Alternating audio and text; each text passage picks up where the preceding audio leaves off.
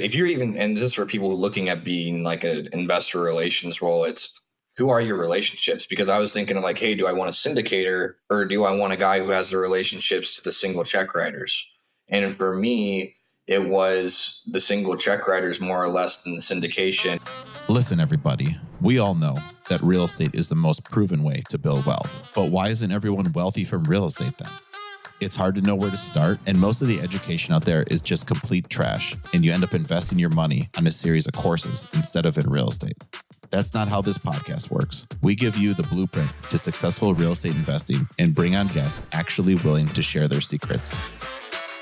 I started my real estate investing journey as a freshman in college when I bought my first duplex and have been in the trenches doing deals ever since. And today, I now own hundreds of millions of dollars of investment property. On this podcast, you will learn what you actually need to know to be a successful active or passive real estate investor. And we'll offer our takes on what's happening today so you can navigate this market and build wealth.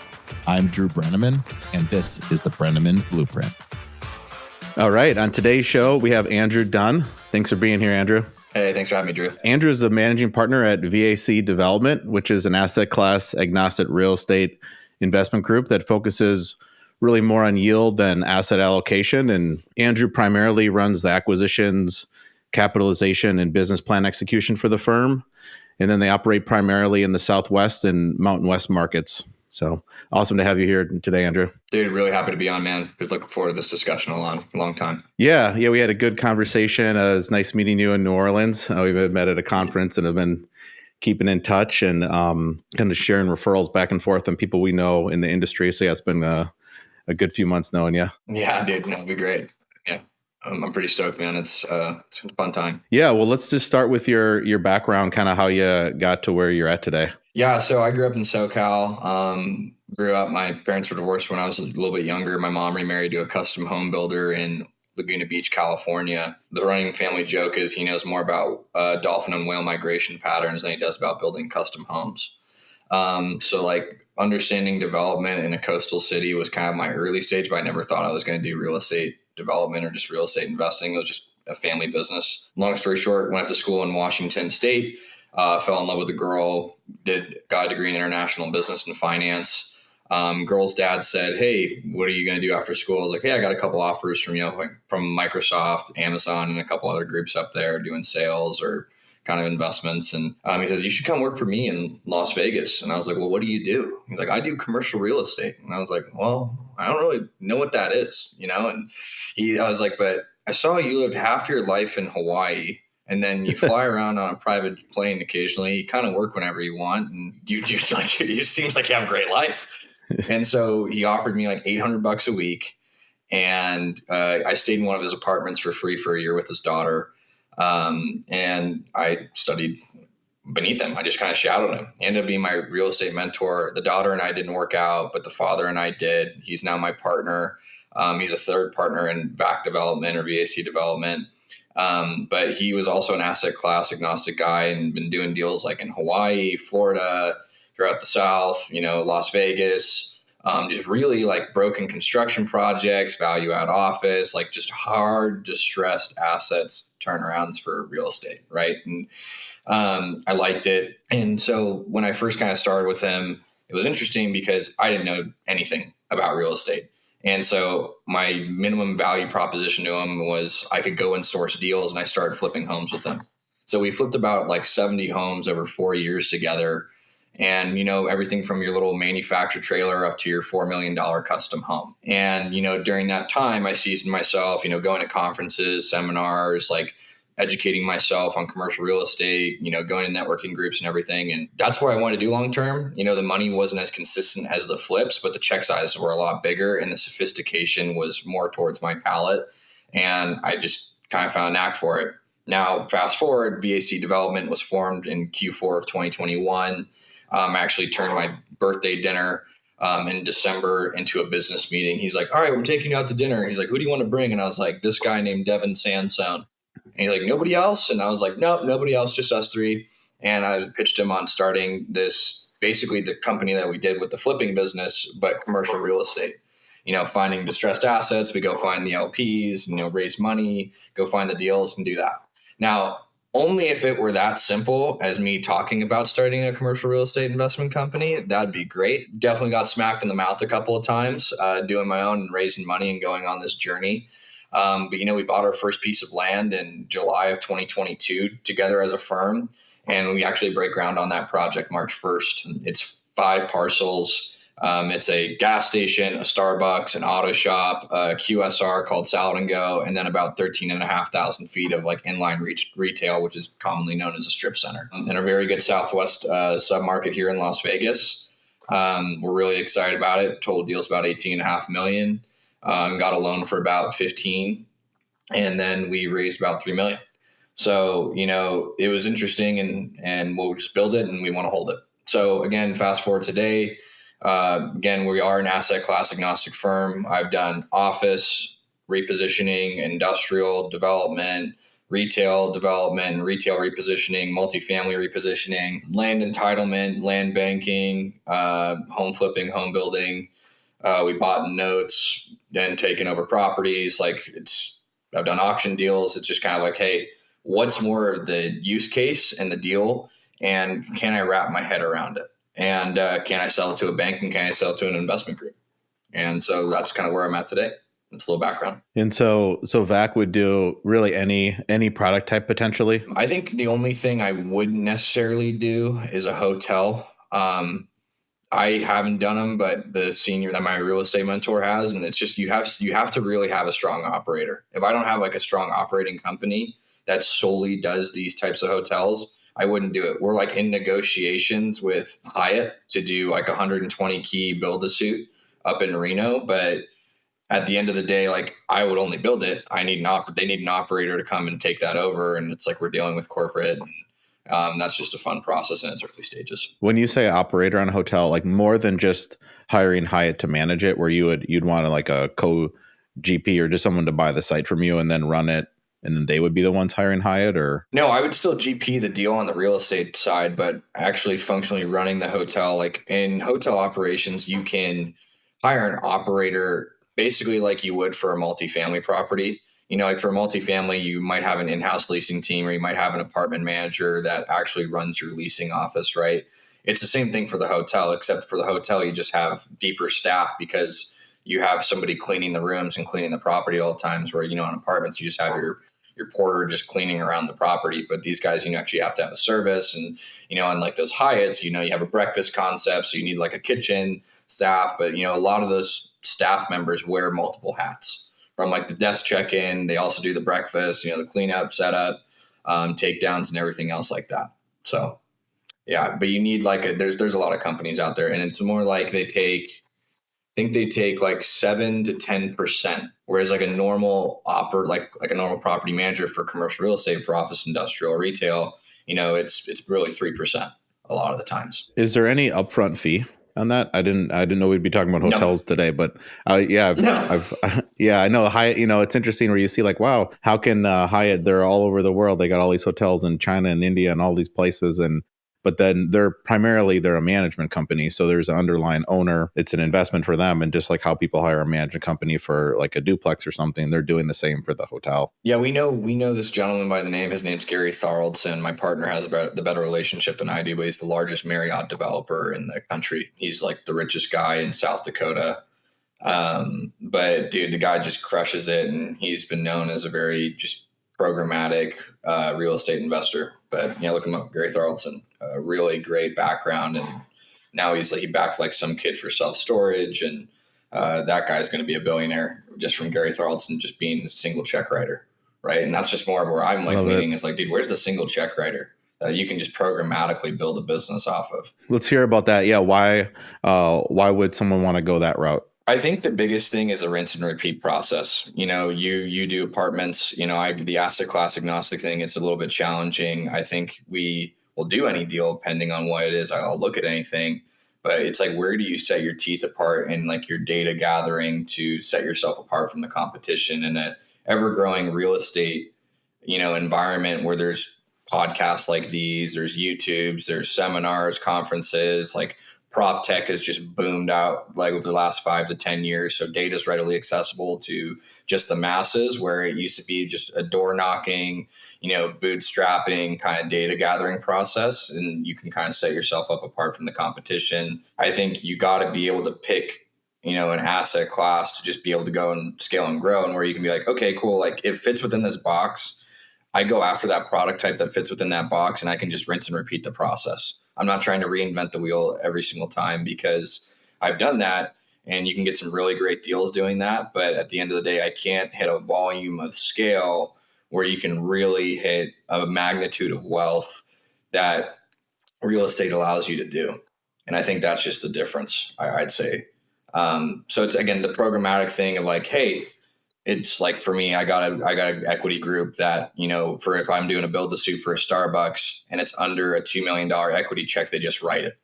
And I'm like, hey, here's the yield on cost. Here's what a Starbucks exits at. Are you good to write the check? And they're like, yeah, hey, we're good to write the check. What's the debt? Okay, here's our equity position. Here's the deal. It's simple. It's backed by a credit lease. We're good to write the check. And they'll fund me in like 45 days. And how would somebody, and because really what I'm hearing, and I've worked to do the same, where it's really where doing that, you're able to reduce a lot of the capital raising time, or almost to very little, where now this could be one phone call and then you can spend more time doing deals. Because I know, sometimes you hear how people are allocating their time, and it's like they spend triple the amount of time on raising the capital than actually doing the deal. That resonates with me. How are you going about finding these groups? What have you done? What's been successful? What's not been successful? Yeah, I think the syndication doesn't necessarily fit with us a lot of the times. I went out to an equity broker with this one particular group. There's a conference and group called ICSC. It's like International Community of Service Centers. It used to be shopping centers, so it's a big retail conference where all the retailers, Starbucks, Circle K's, and everybody in the world kind of congregates. And I had an equity broker out of Brooklyn who teed me up to this group on an introduction at the conference, and it just fits. Like, this group specifically does build to suit retail capital under 2.5 million. And I was like, cool, that's the group I need for these single projects, or like these 2 to 3 like net tenant deals. And that's just all they do on a rinse and repeat. So we get paid an equity broker, 3% of the capital committed by that equity group. And they basically will charge you the 3% on the first deal, then 1.5% on the next 2 deals. And then they're out. We just hired. So there's one way I've gone about it. It's like a debt and equity broker shop. The other way I've gone about it, and recently that we're experimenting with, is we hired a director of investor relations whose sole purpose is to go out and find these institutional equity groups, or these single writing LPs, these family offices. And I was like, dude, I want you to go find their box, because at the end of the day, like, in a volatile market, and just in real estate in general, there's 2 ways to do deals, in my opinion, as an operator. Besides just finding the deals, talking about just like funding your deals on the capital raising process. I can either go and find a deal and then go find the equity. I can go find the equity and go chase the deals that fit within that equities box. I used to think like, oh, wow, this deal is great. Well, not everybody thinks like Andrew. And so that's the hard part, is convincing people to think like me, and I can't do that. And that's just, again, you're talking about wasted time, wasted energy, is I'm convincing these people on metrics on a market that I know and have studied for, years, and I'm ingrained in the community, but I'm trying to convince a guy to LA, a guy to Seattle, a guy to New York, Miami, wherever, who's not a local market investor, and trying to convince them on a speculative, like inline retail or speculative anything, or just even where I'm forecasting the rents. And they're like, well, CoStar says this, and that center down there, doesn't support these rents. They're 40% below your underwriting assumptions. I was like, one, that's 30-year-old product. The tenant mix is crap. The parking ratios sucks. The landlord doesn't offer contributions and doesn't forecast properly. So you're looking at data on a piece of paper, but I know that landlord. I know those tenants. I know that center. Like, I'm going to have that competitive edge that's competing against somebody. Whereas like, hey, PIMCO is looking for 7% cash on cash for retail above 100,000 feet, below 500,000 feet. They hold for 5 years. They need an equity multiple by X. They want you to put in Y. This is the WALT they'll take on. This is the credit that they need. And this is the types of deals that they do. And I really kind of am starting to shift our platform from, hey, let's just go and do all these different deals, to I really only want to focus on the 25 million and up, to get the larger institutional check, above that 10 million, that 10 to 30 million is like that sweet equity check size, and that deal pocket of 25 to 50 million is really where I like to be, because you're flying like right under that institutional radar. But on the flip side, I still will do these triple net little build to suit deals because I have I have my capital stack. I have 3 to 5 debt providers, and I have 2 to 3 single check writing equity groups that just solely back triple net retail. So it's now just like, okay, rinse and repeat. Who's going to give me the best offer? Who's going to move the fastest? Who has the aggressive appetite? I know the deals. I yield to X. I sell for Y. They need the spread of Z. And that's how we kind of build this programmatic process that's just allow us to hit this velocity of like, wow, we're actually now starting to really turn and burn some of these deals in 2025 and beyond will be pretty exciting. How is the director of investor relations? How's his comp set up? Yeah, I gave him, and this is where like I'm kind of in between on, but has a base.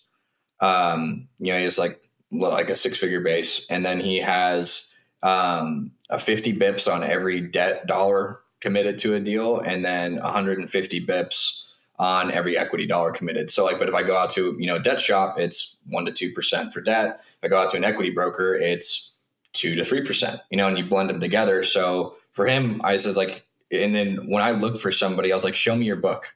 He's like, well, I don't want to take, just you take the names. I was like, cool, bring it into a meeting and I want to see your book, because I am solely hiring you based on your relationships, based on your industry expertise, based on your knowledge of underwriting deals and understanding how to do this. But like, if you don't have a book and you're starting from scratch, like it's not going to work for me. We had like that struggle in this hire and kind of seeing what's going on. So we'll kind of reevaluate. Maybe we didn't study his book correctly, but he's definitely stepped up and we'll see kind of how he goes. But that's how I set it up. I'm like, I want the base, but I want you to focus on the fee because everybody needs to live. I don't want you figuring out, but that's really kind of where it's at. And he's been doing good and just going literally, I just want people's boxes. And then when I'm looking at a deal that I think fits their box while I'm in the LOI stages, as I'm doing this right now, I'm chasing a big shopping center here. And I was like, hey, I got 5 groups that I know this fits. It's a $10 to $16 million check, depending on how we capitalize it. 100% occupied, 3-year WALT. The cash on cash over 10 years, like 12%.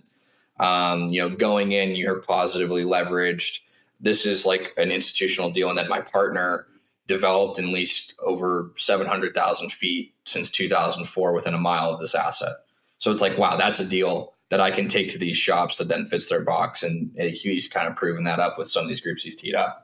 So it helps us, again, like be a little bit more aggressive on the LOIs and the underwriting, because I know what their concerns are of the deal, and I can communicate those concerns onto the seller. And then, so if someone wanted to do the same thing, I mean, really the most important piece was what pre-existing relationships they have, you felt like? Yeah, I think you really have to, if you're even, and this is for people looking at being like an investor relations role, it's who are your relationships? Because I was thinking of like, hey, do I want a syndicator or do I want a guy who has the relationships to the single check writers?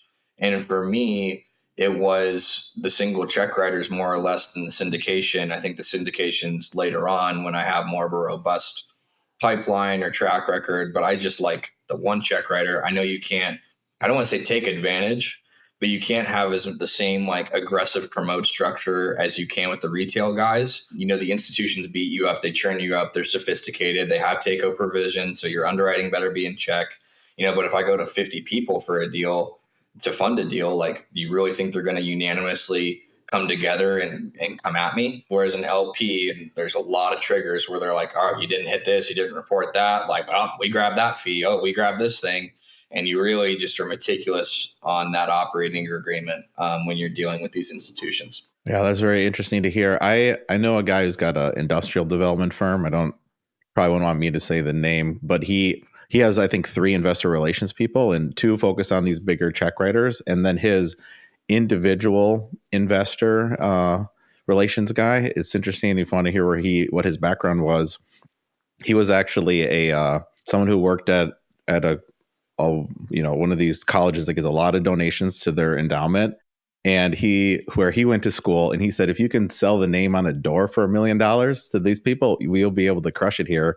And he pulled someone out of that role, and he does essentially for smaller deals and for co-GP capital, that's where he goes.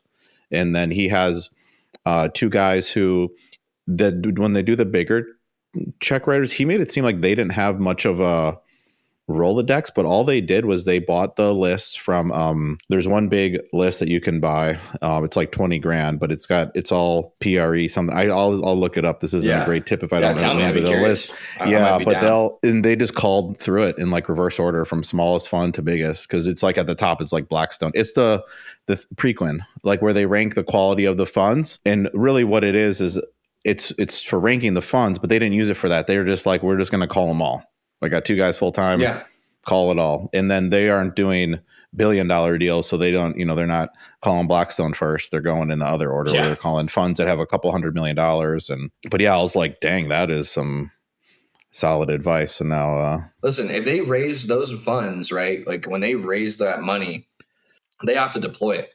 Or when they go through their fund cycle and they didn't deploy it for deals, like they're done. Like it's going to be that much harder for them to raise money. And because, those there's different levels to this game, right? Like I know an industrial developer, very prominent, and one of their capital partners is CalPERS, like the largest pension fund in the country. And so it's like, listen, they're programmatic, they're an institutional industrial developer. Like that's different, right? Or like these, LPs or these funds or these institutions will go to these various pension funds, endowments, and pitch them like, hey, we're going to deploy this capital, back sponsors, back operators, and do it that way. And again, you just got to find their box because they'll fund you. There's not deals growing on trees that fit their box every single day, especially in this environment. Have you heard of Envoy Net Lease Partners? There's a lender. I don't think so. That's another group to check out. So Ralph Cram is the guy who started that. He went to UW-Madison, like as did I, but he's probably 20 years or so older than me. And he's been around the shopping center game for decades. And he essentially what it is for deals like the Starbucks one you're talking about, where you have a pre-signed lease building to a great yield, and you can get on some tenants, and maybe this has changed, and I should look at the website, but high leverage development loans, if it's backed by a signed lease already, where, on some tenants, he was going to 100% loan to cost. It's still on the website. I will tell you that product is still available. I'll tell you right now, we're doing a Starbucks deal that we just kind of got signed, and I was just up in Reno yesterday. It's like literally just a Starbucks build to suit. And test fit did great and everything. And I had actually met a lender on site. I'm dealing with like probably 3 lenders, and talked to my equity source, and he's like, I'm good. Just tell me what the final loan is and tell me when I need to fund. And I was like, thanks, buddy. And then we don't put any, what's kind of crazy is on that deal, like I'll just walk you through it. Total cap stack pending the debt is going to be probably about like 2.6 million. Hard cost construction's about a little over $1 million. And then the rest is the soft costs, like developer fee, interest carry, permit, taxes, management, all that stuff. And then our exit is projecting between like 3.25 and like 3.4 million. Again, my guy, if I get a loan at like 80%, it means like there's going to be an equity check of about 500,000. Because of the check size, my guy will just put in the 500. He gets his A-pref, and then we start our promote. Like thereafter, it ends up shaking about that, like we're 50-50 on the deal, on the total like net distributed capital. So, we put no money. We signed a non-recourse completion guarantee, and, we'll probably net out for our group like 350 to 400 grand. We close on the land at the end of April, and we should be out in next April. It's 12-month turn and burn. And so again, like, wow, are they sexy? Am I making like gobbles of money? No. But am I like making a nice living? Yeah, 100%. And you like stack up like 5 or 10 of these, and like you just keep going. And dude, you're churning and burning one of these, like one a quarter, even several a quarter. Like that's the honey hole, right? Like just doing one of these isn't sexy, but like doing 5 or 10 of them at once, they're easily manageable. Like we were joking because we were on this groundbreaking I was telling you about on that project earlier. We outsource all our construction management. I outsource like that, like third party. It really helps for capital, and it really helps for lenders as well. Because like saying, oh, wow, like it's not just you guys doing it. It's also you have like a construction management team, like for owner's rep that like really drills into your drawings, really drills into the contractor, really drills into your numbers to make sure we're safe. So that's what we do to kind of hedge the construction and development risk. But he's like, you make a break on your horizontals, but any monkey can build this like Starbucks retail stuff. This is like wood frame construction, like he literally said monkey. And I was like, sounds great. I mean, like when you think about it, there's 17,800 something Starbucks in America right now. So it's not like this is a unique product. Like I'm building 100-story high rise in Brickell in Florida. And on the Starbucks, just to step back, you're all in for like 2.5, and looking at it would be a sale for like 3.5. Like low, like call it 3.25. That's like the big thing is where you're able to like negotiate. What we've been able to do and negotiate with some of these retail tenants who want to play ball is I have 3 different brokers that I reach out to. And I got a broker in Orange County, a broker here in Nevada, and then like a national like net lease, like SRS guy.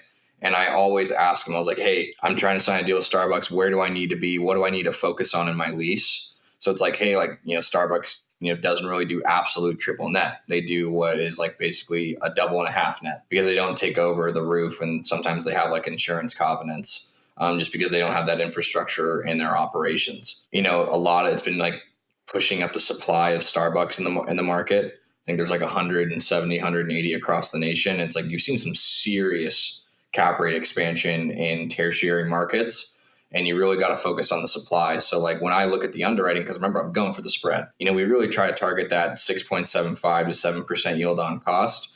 And, you sell like sub 5, but now you're not selling Starbucks sub 5. If it was, 2022, I was selling these things at like 4.5, 4.75 caps. This deal I'm underwriting a 5 to a 5.25. So I got like that 175 to 200 bips of spread, pending, on how much I want to debt load the property, right? Like if I do 100% loan to cost financing, 12%, 2 points, like, all right, my yield on cost is going to go to like a 6.25 or 6.3. I got 100 bips of spread, but I keep all the profit, and it's just like, take your pick. And, I might make an extra $100,000 than doing my capital partner where I'm 80%, still 10 to 12%, 2 points. It's still the same. It's just the leverage you want to go up in the stack and do it that way. So that's like, you have to be very like prominent on your risk. Like I know every Starbucks kind of on the market. I don't know them like by hand off the top of my head. I have a data sheet that I kind of look. And so when, a lender challenges my exit or my equity partner challenges my exit, I was like, here's these 3 broker opinions and here's their value and here's their backup for work and here's why they're coming up to their number. And I do that before I sign my lease. And then they'll also tell me like the pros and cons of a Starbucks or Circle K, whatever the retail tenant is, and like what I really need to focus on in the lease. Because the difference in like people think it's just like, just because I have a lease with this tenant, it's going to yield me a cap rate. No, it's what's the dollar amount in the rent, because what people don't know is 50% of retail trades that occurred last year were under $3 million.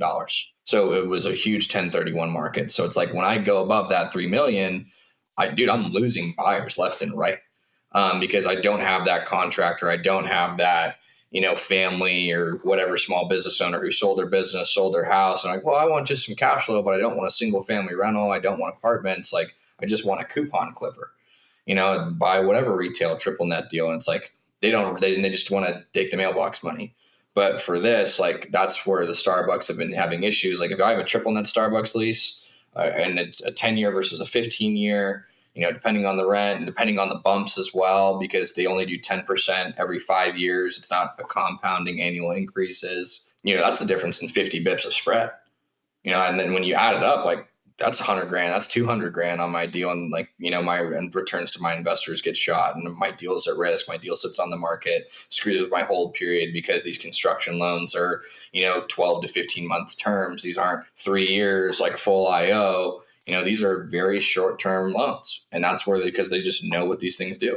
And it's a commodity at the end of the day. These are commodities, in my opinion. So they have all these set things that you did figure out, like they're not negotiable on these points. They weren't negotiable on how the triple nets are going to work, the pass-throughs, and then how when the bumps are in the rent, and then the lease term. They just do as the Starbucks do every lease, essentially the same length, or that's where they're negotiable. Or so they have like a clause where it's like a dark bailout clause, and it's like if they aren't hitting a certain number on the store, they can just drop. And so it's like, it's kind of like a 10-year lease, but dude, they could bail after year 4 if they wanted to, and you're screwed. You got to get them. People like the 10 years are great, but the 15 years are really have like probably a 25 to 50 bip compression over a 10-year lease. And it's really hard to get them to 15, but they're realizing that if they want, they're going to lose on sites to the, lower tier credit or their competitor, which is like Dunkin' or Dutch, right? Because they're like, yeah, we'll sign the 15-year lease just to beat out Starbucks and control market share of the coffee market and like their local region. Like they'll do it all day long. Yeah, but it makes a difference. It does. And why does it make a difference? I think we haven't had a lot of retail podcasts, so this is great. And I used to work at a retail developer. I bought a bunch of retail properties, so I got Nice. So I'm glad we're getting into this because it hasn't really came up too often or at all. But why would the lease term be so important in terms of the cap rate? So it's just for somebody that kind of how we were talking about, that 1031 buyer who doesn't want to think about anything. They don't want to go to work. They just want to, like, I've never understood, because, I'm in wealth building mode. I'm in wealth creation mode. I'm in, stacking my resume and everything like that. Like, I'm like how these single net lease guys look at deals. Like, one, they look at the underlying collateral, right? Like, okay, if it's a ground lease, like what is my 2,400 square foot building on it, or not? And that's why these gas stations are so like are always in the fours, because the collateral is so great on these ground leases, right? But when you talk about the term, it's really just somebody to not have to care about the asset but still get the income. And so if I don't have to care for 10 years, great. If I don't have to care for 20 years, like even better.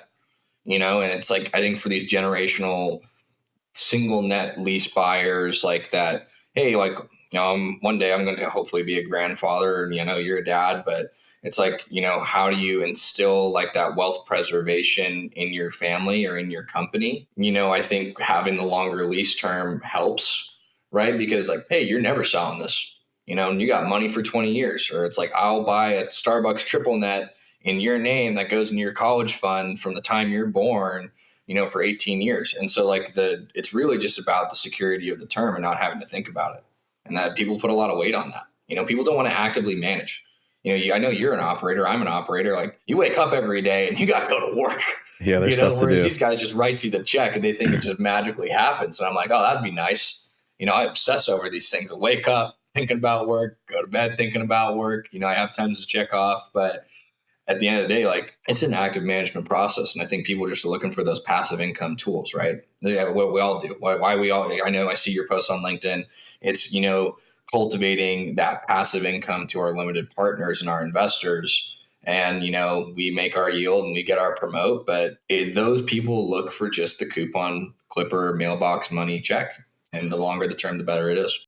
Do you view these triple net deals as that's safe, or you're describing them as such a thing of safety? I'd be curious what your thoughts are as the developer. To me, it is the guarantor of the lease and the underlying collateral. And when you look at a cap rate, I did a little white paper on like what actually influences a cap rate. It's credit is number one. Credit is number one in a cap rate valuation, right? Okay, so credit's number one. Then I go to term. Like WALT, right? Like in commercial real estate, we always talk about WALT. What's my weighted average lease term? And, for a REIT or an institution that's, just giving coupon clips day one, they look for a 5+ year WALT typically. Okay, what's my collateral? Okay, so if it's a ground lease and say, all right, I got a ground lease and, the land, if it was just raw dirt, is $1 million. Okay, but the collateral on top of it is $5 million. Well, dude, I'm going to find some way to capture the value of that 5 million by me controlling the dirt.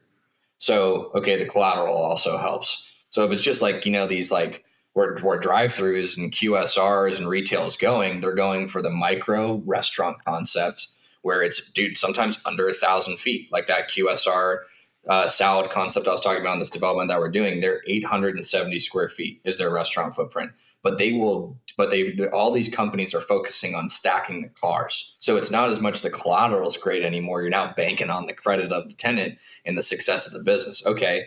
So then that's the next part of like, actually, like those guys are doing like the double stacked, like 30 cars. Like I just got an LOI from Chick-fil-A on a site where they're asking for 40 cars stacking. And I'm like, 40 cars? Are you kidding me? Like, dude, like that's insane. Like, okay, so like, all right, we're doing a 2,400 square foot footprint. Like nobody's eating in anymore. Everybody's doing the drive through. They want convenience. 40 car stacking. I'm like, okay, this is going to suck for a traffic study. Okay, so then we go there. Okay, so then now it's the underlying collateral. And then I go to what does the store project to do? So like, what's the sales of the store? Because it's like, right, like you want to bet on a business that can pay your rent. You know, the typical figure for like rent in like retail is like 10%. You want like 10%, right? Like, whereas it's funny in apartments, it's like in suburban, I know the metric, it's 4-to-1. So if somebody's making 100 grand a year, they can spend $25,000 a year on living expenses. You know, for these businesses, like you want to see like a good retailer is doing like these like QSRs, right? They're doing about 3 million a store. If they're doing 3 million a store, like, dude, 175 grand a year, 200 grand a year is bupkis. Chick-fil-A's are doing like 4.5 million. Like they just kill the competition. And so you got to understand, like I was having this conversation yesterday when I was up in Reno. I was looking at a development site and I was with the tenant rep broker and I was like, hey, Starbucks is here. Like I got a couple other pads. Like what tenants you got? And that's like, dude, that Starbucks sucks. They're only doing 2 million a year. Like that's a mid block. Like they won't bail out of the location, but it's not like they're going to, when on the lease renewal, they're not going to sign the market rent. They're going to beat you down and you might lose the rent that you had. So say maybe they're paying like 100 grand a year because the lease was signed, 20 years ago and the lease is coming up for renewal. Like they might be like, hey, this store sucks. Like, and it's an older space. Like we're going to charge 80 grand. Okay. So the deal that you were just collecting 100 grand on a year is now 20% less. And you got to pay leasing commissions on it because a tenant rep broker is going to do that. Like if you didn't put in the reserves right, like you're screwed. And so there's all these different metrics on kind of what I value in a lease and how I sell a lease. And I think it's what people are just like, oh, cap rate of return. And I'm like, no, it's definitely not what the cap rate is and the rate of return, but it's understanding how that valuation comes about. And I think a retail is just a data-driven game. It's very replicable, right? Like we talked about earlier, there's over 17-something thousand Starbucks in America, over like 35,000 worldwide. It's a very repetitive like process. It's easy for the common investor to understand that doesn't eat, breathe, live, and sleep this stuff every single day of their lives like operators do. And even some operators don't even understand the underlying metrics. But, as a younger operator, you got to figure out a way to compete and set yourself apart to get the money. And this is what we do. It's not just like, oh, yield on cost, exit cap. It's not how this works. There's a lot of underlying data that makes sense in how I sell these things and look at them. Yeah, there's so many good tips in here, and hard to pick where to go next, what to ask you. I think just to make sure everybody knows, let's have you explain yield on cost, where I think that's came up plenty of times on other episodes, but you'd be totally lost right now if you didn't know that term. So yeah, so let's talk about yield on cost. So let's, at Starbucks that we're kind of talking about, I'm not going to use, when I describe metrics, I use simple math. Yield on cost is basically my net operating income, divided by my total cost of my project. So my land, my hard costs, my soft costs, my financing costs, like everything lumped in to that based on the NOI or like the net effective rent. Say I was building that Starbucks in Reno for $100 and, they gave me $7 annually in rent. That's net effective to me, right? In NOI, because like all the net leases and, all that stuff in the pass-throughs and whatnot. But, so $7 net a year in rent. My total project costs $100. My yield on cost is 7%. And that's it. Yeah. And then if you just to play out the prior examples, and then if you can sell it at a 5 cap, that's you're selling it at a 5% yield, 7 divided by 0.05 is 140. So then you'd make $40 at, net, you got to net out the fees. Obviously this isn't the home and garden channel where there's no broker costs or anything on the deals. But no, but that's exactly it. And that's the spread. And then when you talk about development spread, it's that, yields at $7 and say I sell it in 5.25. My spread is that differential between those two numbers. It's 175 basis points, right? Or 1.75%. For people out there. Yeah. So then when you were talking, to go back to when you're talking about how there's 100% financing option, but then and then also you could take on an equity investor and right. But if you're paying way more interest because you're borrowing more, the rate's higher, it's higher risk, then your cost is going up. So your total profit's less and you're taking on way more risk. So then you can see how Andrew comes to the conclusion where it's actually better where I would take on this partner. My costs will be lower. It's less risky. Yeah, I'm splitting the profits, but less risk, lower costs. Like, that makes a lot of sense to me. No, 100%. You got to constantly evaluate it. Like in a growing market, like right where you're seeing the trend of cap rate compression, I'd be more in favor of, doing that 100% financing product out there.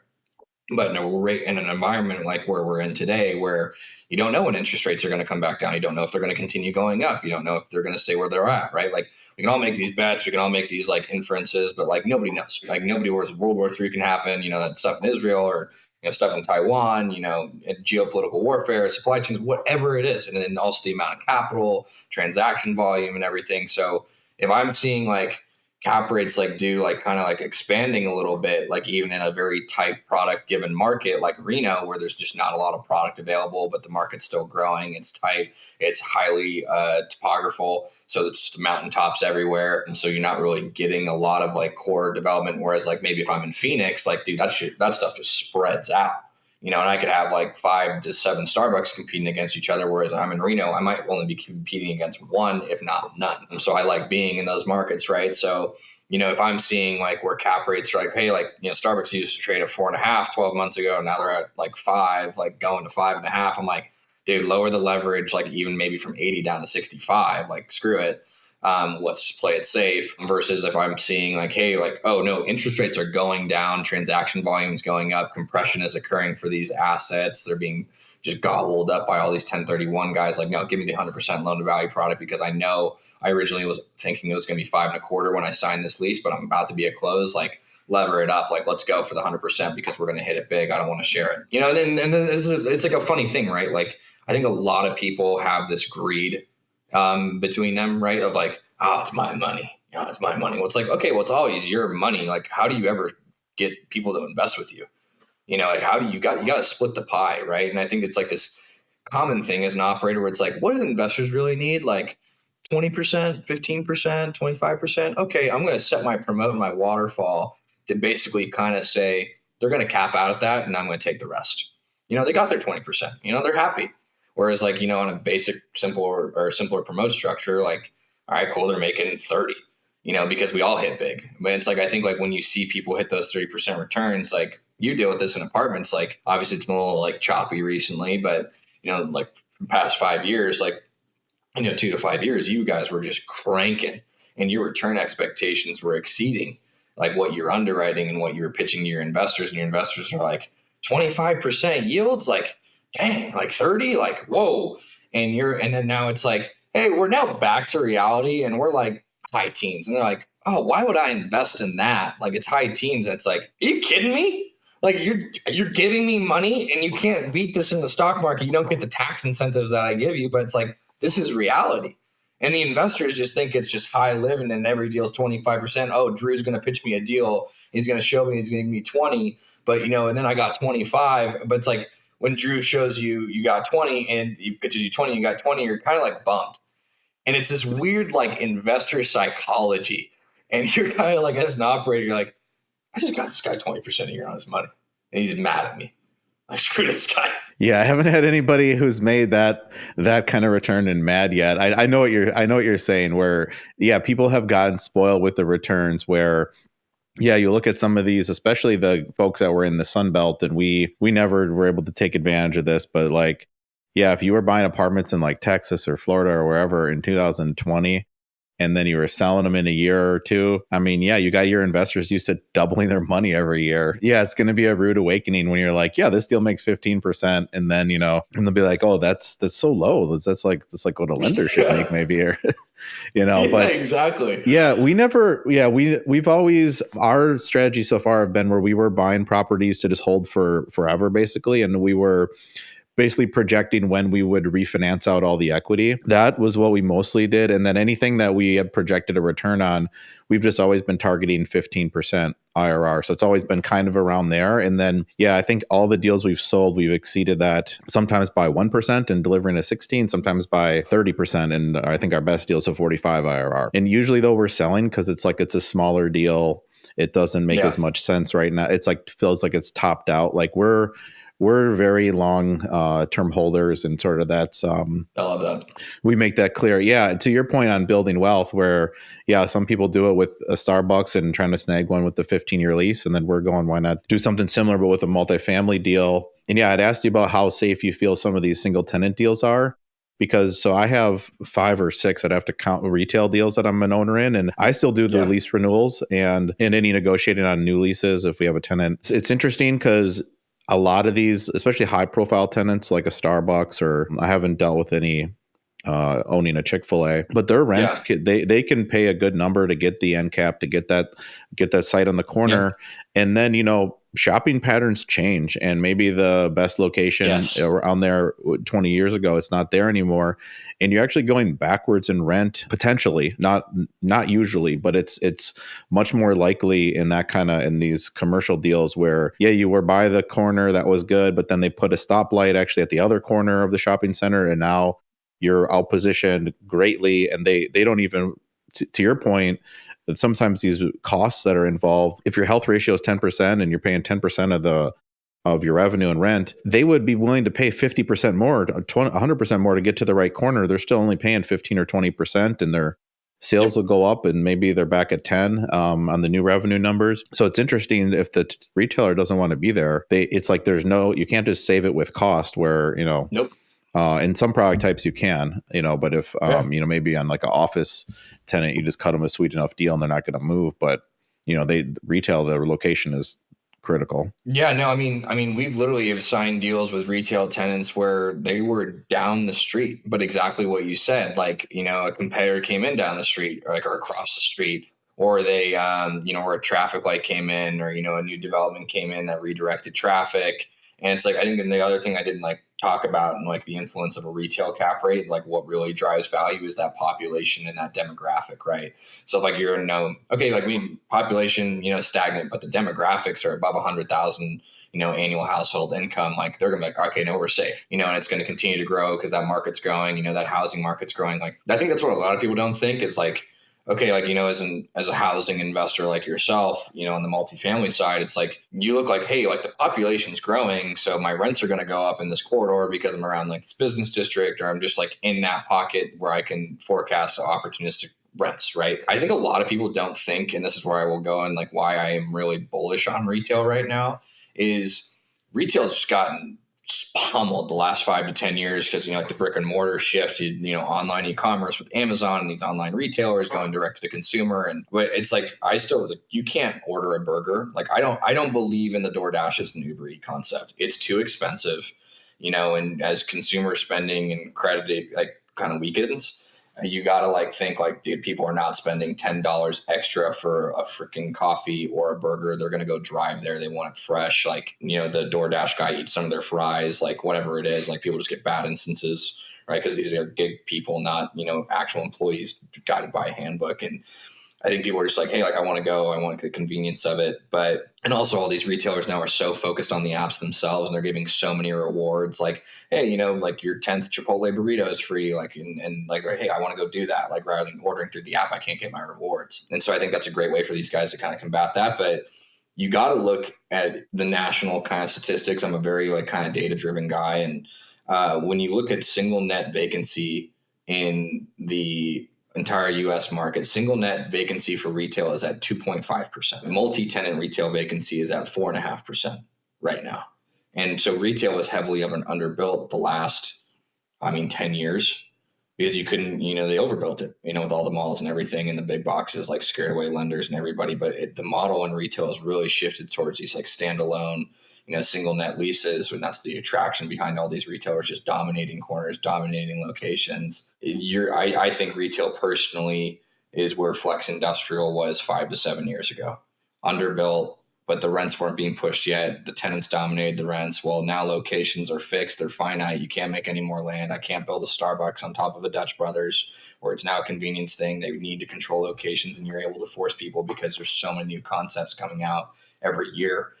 Just competing for location. Just when you look at these deals, you got to see what actually drives retail. So if you think population's growing, you think housing's growing, you think jobs are being created, you think wealth is growing, annual household income's driving up, then you better believe in retail, because those people are going to have to eat somewhere. Those people are going to have to get their nails done somewhere. Those people are going to have to get their hair done somewhere. They're going to have to, maybe massages, it's a luxury commodity, but dentistry and everything else like that, they have to go to these places, and they aren't just building houses to go live in them, and they need those services to support the housing. And that's what I think a lot of people also overlook in retail as well. And they just focus on population growth for the housing side of things. The vacancy stats that you gave, that is for all retail or only small shop, or what was that for? National multi-tenant vacant. Yeah, no, multi-tenant vacancy is all retail.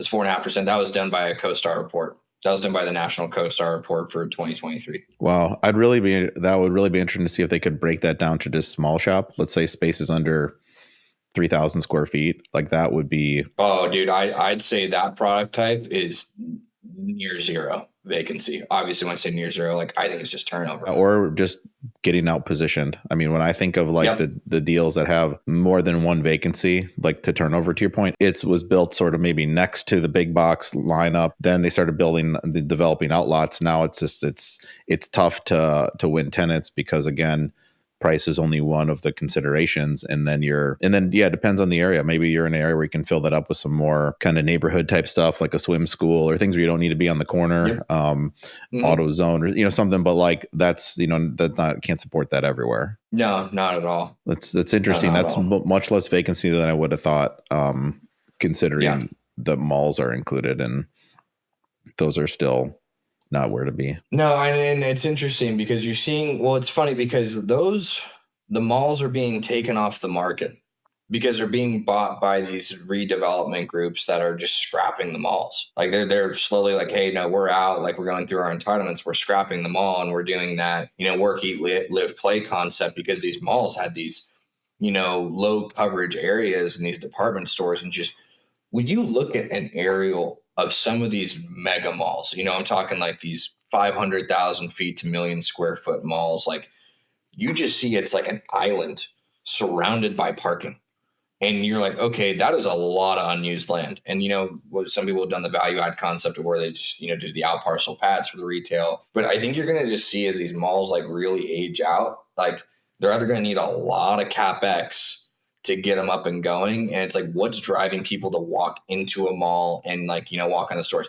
What's really hitting trend, and there's a project on the Strip in Las Vegas that's proving up this thesis, is the outdoor mall concept, the walk-up strip center, and doing even multi-level strip centers, but it's outdoor access. People don't want to go inside anymore. It's weird. And like I say that because I primarily focus in the Southwest and Mountain West. I'm not in Chicago where, it can get to negative 60 degrees with wind chill.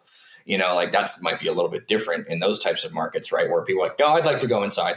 I don't want to walk outside going store to store, right? So I take that from my perspective. Yeah, I think it's just, again, where are you at? Like, what's the driver behind it? And, I have the same thesis for office. Like if it's 1 or 2 story office, like I'm still bullish on it, and it's if they're under 5,000 feet, no tenant weighs more than 10% on your rent roll, and you're just churning and burning space, painting carpet. You're not doing full spec space plans. So you're giving rent deals basically as like a used car lot. That's how I'd run office today. I'm running it as a used car lot. I'm like, what do you need? How much free rent? Jay, can you do this TI? I'll lower your rent. I'll amortize your lease into this. I'll do that. How long are you saying? 5 years, 3 years? Okay, boom, boom, boom, boom. All right, next, you're good. And you just get them in there. And so like I think that's where offices just take a beating, is like these build outs have been so specialized that you can't release it. You can't predict, turnover costs. Like for multifamily, like, I know insurance has been the biggest deal in your guys' market, and, the renovation cost per door on the value add has gone up, but your turnover cost is the paint and carpet and whatever leasing costs to get that deal and get that tenant in there. But same thing with industrial. It's like, what am I doing? $5 a foot? Okay, great. Whereas office, like it can be as low as 15 and as high as 100, in contributions. Like, how can you forecast that in a model? How can you tell? And it's like, for us, like if we're doing office right now, and I go back to the original point in the introduction where I'm asset class agnostic, I'm looking at these office deals and I'm like, I'll do this if I'm doing a yield on cost to a 12. If I'm doing like low teens yield on cost, give me office. And with like a 10 to 20% vacancy factor, that yield on cost, let's go. And I will just, because I'm hitting below market rents before everybody, and I'm the underdog, and I'm just giving deals, and I'll do it. And that's where you're seeing these deals set at 10 caps and everything. And you got to look at them kind of how you look at them, where it's either covered land plays over the long term, or they're just infinite hold periods that you can consistently churn and burn, but you don't have the credit. Like I'm not looking at credit office deals. I am looking at cash flow. and just consistent cash flow. And again, no tenant weighs over 10% of my rent roll. However, no tenant weighs over 5% of my rent roll in office right now. Retail, different story. Same thing with industrial, different story. Love it. And the way office is valued is almost fundamentally, when you think of $100 a foot as potentially what you need to throw in, you have over half of your rent going back into the property on these on a weighted average, either across the renewals or new leases and vacancy and free rent and concessions and commissions and build outs. But yet all that's below the NOI. And this may go over a lot of, unless you're really valuing these, it's going to be hard to follow. And it's interesting where take your 13 yield on cost and move all those costs above the NOI and then see what it is. I did that and I was like, why would I ever do office? I did buy one deal and it was like a hot potato kind of deal. Buy it, trade out a tenant, fill it up again, and then move it. And then we sold it for 20% more than we paid. So like that, you can make money playing a hot potato game, but it was, when you look at it, you're like, wow, if you put that above the line on the NOI, it's like, this is like a 4 cap. No, completely. And again, everything goes in waves, right? Like retail's, frickin' ripping right now. But again, last 10 years, it wasn't really ripping. Same thing with industrial, like industrial 20 years ago, like, those were 8-10 cap deals. And then like, we're getting into the 3s for some of these, like 3s and 4s, right? And it's like, same thing with apartments. Apartments used to be like 10 caps on the buys, right? And now they were in the 4s and 5s. Like, so I guess like everything goes through its cycles, right? And I think office, it's just what product is it? Where am I? And what's the investment thesis? Same thing with industrial. Like, we've oversupplied big box in the national market. Are we really going to fill up all this big box? Like, or were people just doing position grabs, right?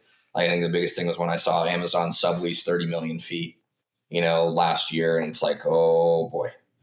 Okay, that's kind of scary. Things are frothy if the building is worth more vacant than leased. Yeah. Dude, what is up with that? And it's like, I think a lot of people, like, especially in just commercial real estate investment, they don't because this doesn't happen in housing is the sublease. It's like, oh yeah, the vacancy is 4%. And I'm like, what's the sublease vacancy? Oh, it's 10. And I'm like, no, that is not a true vacancy. That is a bad sign. So it's like, I look at that as well. It's like, so when you look at retail, like in some of these things, like you don't see sublease, like in the markets that I'm dealing, like I don't see a lot of sublease, right? And I'm like, okay, well, if I don't see sublease, like that's a healthy market, And so again, that's why I think people on the like real estate standpoint, they just look at the overall vacancy, but they don't look at the sublease vacancy that actually affects, your overall risk in the health of the market.